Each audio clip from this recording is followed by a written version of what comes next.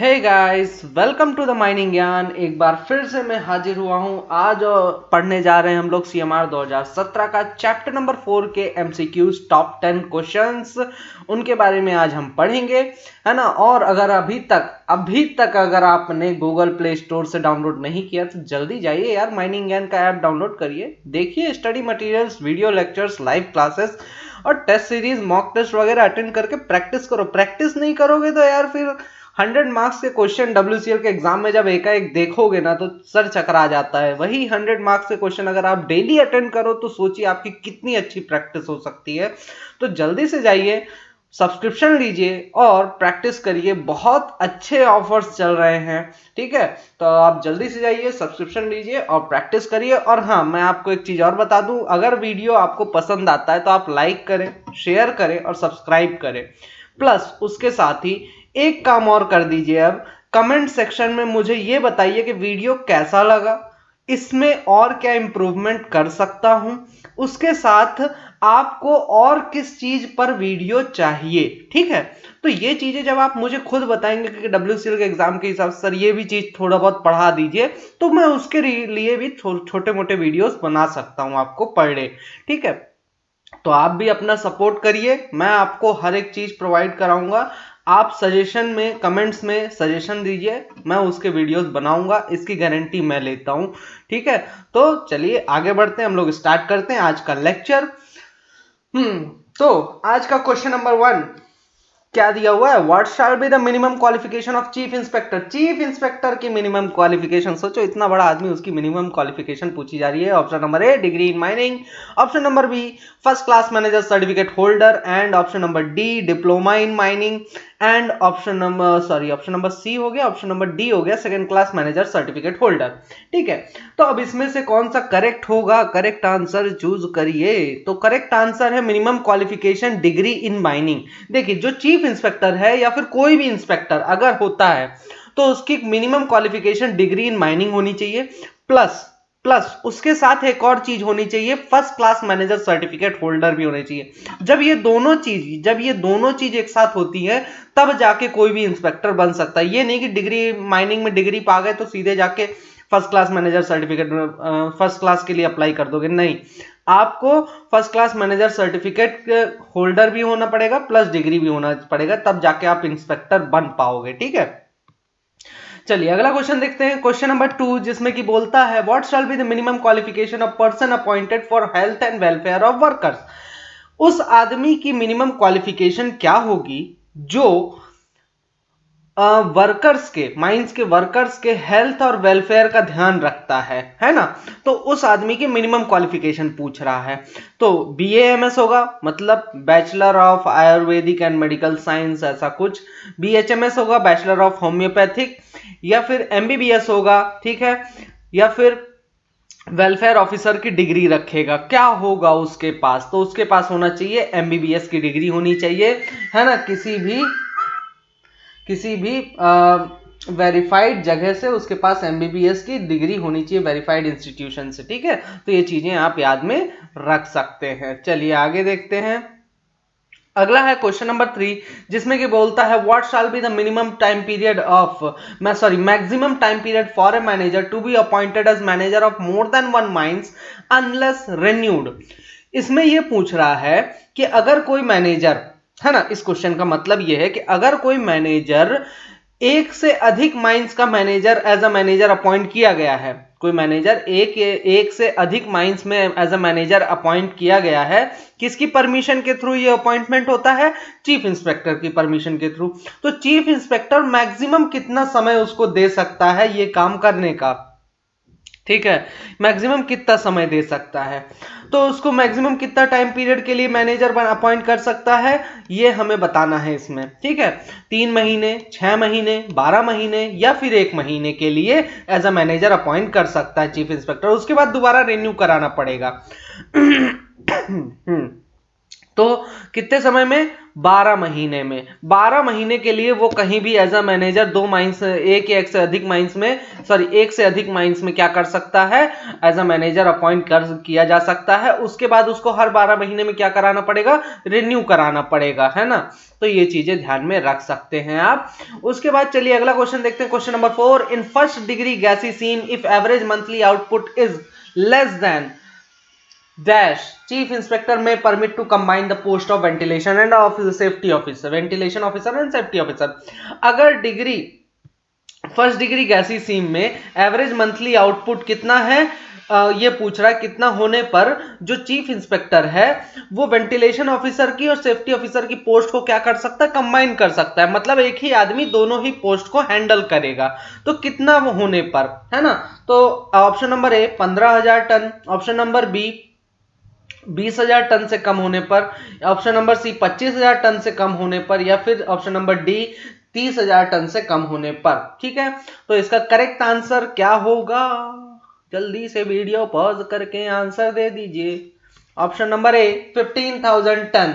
ठीक है, 15,000 टन से कम होने पर इन दोनों की पोस्ट कंबाइन किया जा सकता है। तो ये ध्यान में रखिएगा। चलिए आगे देखते हैं, क्वेश्चन नंबर 5, जिसमें कि पूछता है where electrical energy exceeding dash is used and the installed capacity of all electrical equipment is dash and above an electrical engineer must be appointed.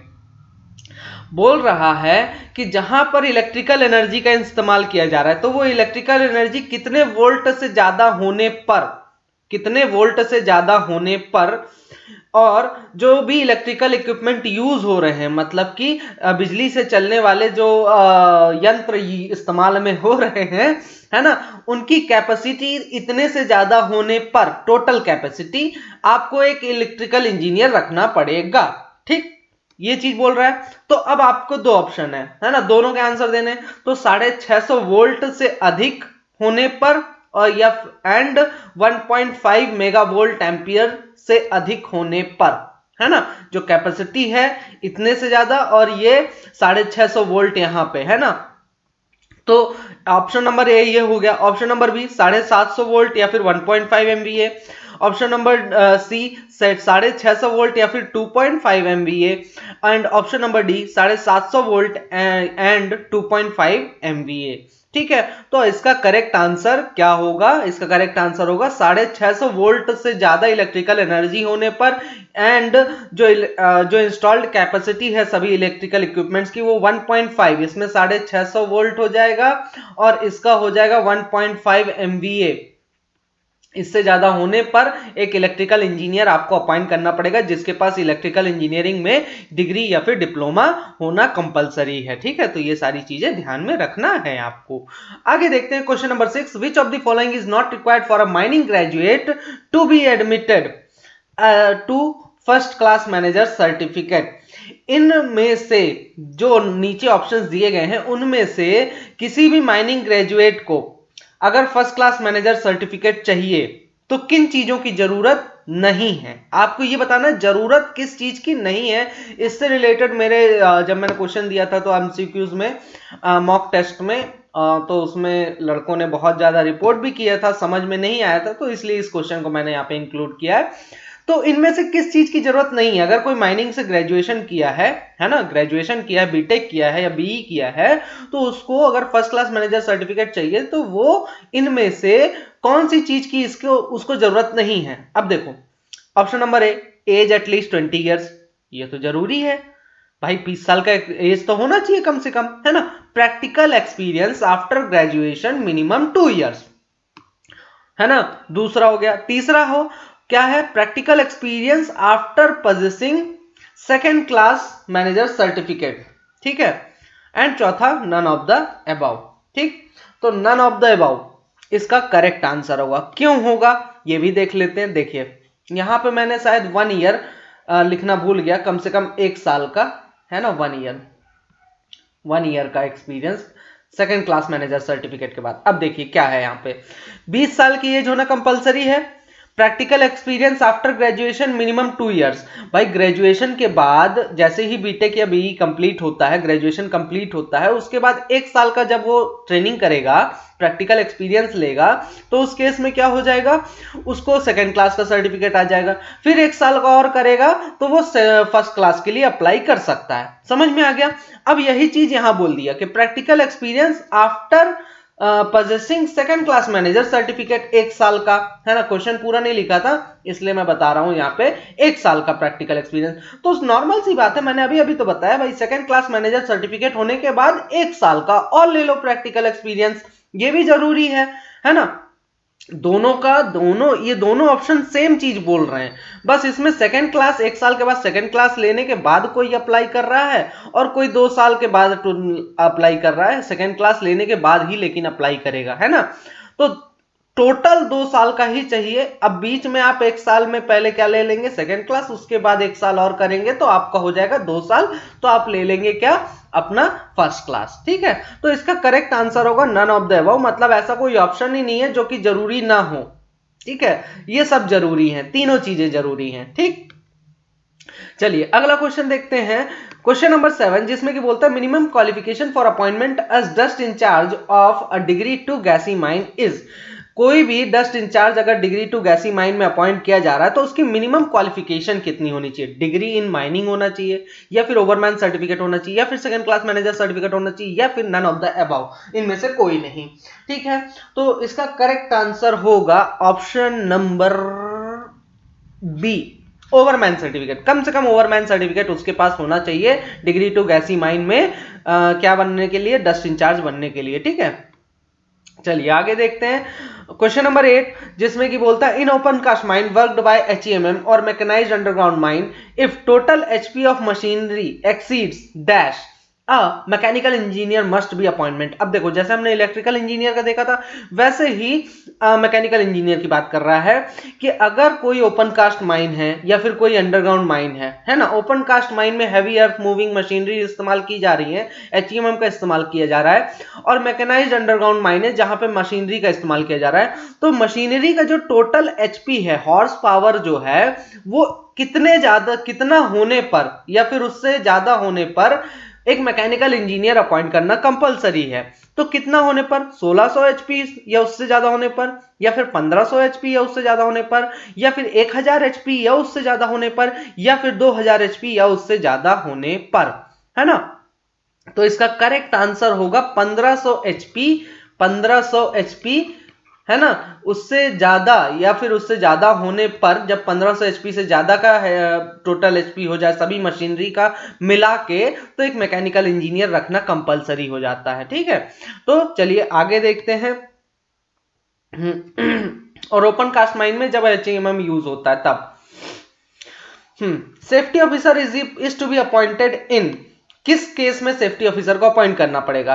पहला, every open mechanised open cast mine, जितनी भी mechanised open cast mine है उन सभी में। Open cast mine, ऐसी open cast mine जिसका average monthly output या फिर एवरेज मटेरियल हैंडल, ठीक है, वो कितना है, 10,000 क्यूबिक मीटर से ज्यादा है ना। या फिर ऐसी ओपन कास्ट माइन जिसका एवरेज मंथली आउटपुट या फिर एवरेज मटेरियल हैंडल जो है पूरे महीने का, वो 20,000 क्यूबिक मीटर से ज्यादा है। या फिर ऐसी ओपन कास्ट माइन जिसमें कि 50,000 क्यूबिक मीटर से ज्यादा का मंथली आउटपुट या फिर आप कह सकते हो मटेरियल हैंडल किया जा रहा है 50,000 क्यूबिक मीटर से ज्यादा का। तो इन तीनों में से किस केस में आपको सेफ्टी ऑफिसर अपॉइंट करना कंपलसरी है? तो इसका सही आंसर होगा ऑप्शन नंबर सी, है ना। इस केस में आपको 20,000 क्यूबिक मीटर से ज्यादा जब आपका मटेरियल हैंडल होता है मंथली ओपन कास्ट माइन में, तो उस केस में रखना कंपलसरी, बाकी केसेस में रखना कंपलसरी नहीं है। ठीक है, सेफ्टी ऑफिसर इस केस में रखना कंपलसरी है। ठीक, यही है ना आंसर? हाँ, यही तो है। चलो आगे देखते हैं। आगे बोलता है question number 10, as per CMR 2017 what should be the minimum age of a person to be appointed as engineer in a highly mechanised mine. एक हाईली मैकेनाइज्ड माइन में अगर कोई भी इंजीनियर को अपॉइंट किया जा रहा है तो उस इंजीनियर का सीएमआर 2017 के अनुसार क्या कम से कम कितनी एज होनी चाहिए? 22 साल, 23 साल, 25 साल, या फिर इनमें से कोई नहीं, नन ऑफ द अबव। तो मिनिमम एज कितनी होनी चाहिए? मिनिमम एज अब आप भी बता सकते हो, टूरिंग करके मिनिमम एज कितनी रख सकते हैं आप यहाँ पर? मिनिमम एज देखिए, कोई भी माइंस में आएगा तो उसकी मिनिमम एज 20 साल होगी, ठीक है। तो यहाँ पे ये ऑप्शन नहीं दिया हुआ है। दूसरा, उसके पास डिग्री और डिप्लोमा होना चाहिए। कोई भी जो भी इंजीनियर अपॉइंट किया जा रहा है उसके पास डिग्री या डिप्लोमा। दूसरा कंडीशन, 20 साल कम से कम एज होनी चाहिए, ठीक है। बिना 20 साल के एज के किसी को भी माइंस में नहीं रखा जा सकता है। हाँ, मैनेजर की अगर बात करें कि किसी को मैनेजर बनाया जा रहा है तो उसका होगा 23 साल, है ना। उसको 23 साल की एज कम से कम होनी चाहिए, तब वो किसी भी माइंस में एज अ मैनेजर अपॉइंट किया जा सकता है, ठीक है। तो इसका करेक्ट आंसर क्या होगा? इस क्वेश्चन का तो करेक्ट आंसर है नन ऑफ द अबव, क्योंकि 20 साल कहीं दिया ही नहीं हमें, ठीक है। तो ये सारी चीजें आप ध्यान में रख सकते हैं। और आज का ये मेरा कंप्लीट हुआ एक और चैप्टर। अगर आपको और कुछ, एक बार फिर से मैं बता दूं, और कुछ पढ़ना हो तो आप मुझे कमेंट सेक्शन में बता सकते हैं। मैं उस टॉपिक पे वीडियोस आपको बना के प्रोवाइड कराऊंगा। जितना मुझसे हेल्प हो पाएगा मैं उतनी हेल्प करूंगा आपको, ठीक है। हाँ, लेकिन उसके लिए आपको और जानकारी चाहिए तो आप माइनिंग ज्ञान ऐप को डाउनलोड करिए, सब्सक्रिप्शन लीजिए और भरपूर प्रैक्टिस करिए, है ना। इससे आपको फायदा होगा, मुझे कुछ नहीं मिल रहा, आपको फायदा होगा, ठीक है। नहीं करोगे तो मेरा क्या जा रहा है, ठीक। चलिए, आज के लिए इतना ही। अधिक जानकारी के लिए देखते रहिए माइनिंग ज्ञान। कमेंट सेक्शन में जरूर बताना अगर अच्छा लगे तो, नहीं तो बाकी तो चल ही रहा है सब कुछ, ठीक। तब तक के लिए all the best and thank you.